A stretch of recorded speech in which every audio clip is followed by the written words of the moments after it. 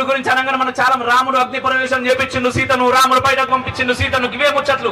మరి ఇదే హనుమయ్య ఈరోజు హనుమాన్ జయంతి, ఇప్పుడు హనుమాన్ జయంతులు 2 జరుపుకున్నాం కానీ మనం ఈరోజు హనుమాన్ విజయోత్సవ సభ, నెక్స్ట్ వచ్చేది హనుమాన్ జయంతి. ఈ రోజు కూడా మనం హనుమాన్ జయంతి అంటా ఉంటాం.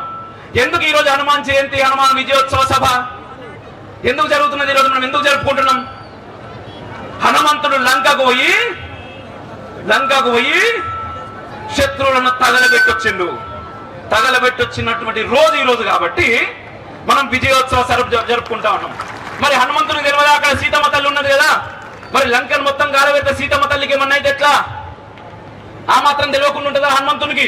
ఆ మాత్రం ఆలోచించడా? మరి సీతమ్మ తల్లిని ఉండగా ఈ లంకను నేను కాలబెట్టడం ఎందుకు? కాలబెట్టొద్దు. మన తర్వాత రాముడితో వచ్చిన తర్వాత యుద్ధం చేసి రావణుని చంపిన తర్వాత అప్పుడు సీతమ్మ తల్లిని తీసుకుపోయిన తర్వాత ఆ రోజు మనం కాలబెడదాం అనుకున్నాడా? అనుకోలే, కాలబెట్టేసిండు. కానీ సీతమ్మ తల్లికి ఏమన్నా అయిందా? అటువంటి సీత, అగ్ని పునీత సీత అంటా ఉంటాం మనం. అందుకోసమే మన దేశాన్ని, ఆ తల్లిని అగ్ని ప్రవేశం చేయించలేదన్న నాకు అర్థం కాదు. ఆ తల్లికి అగ్ని కూడా దాసోహం అంటది. అటువంటి తల్లి మన సీతమ్మ తల్లి.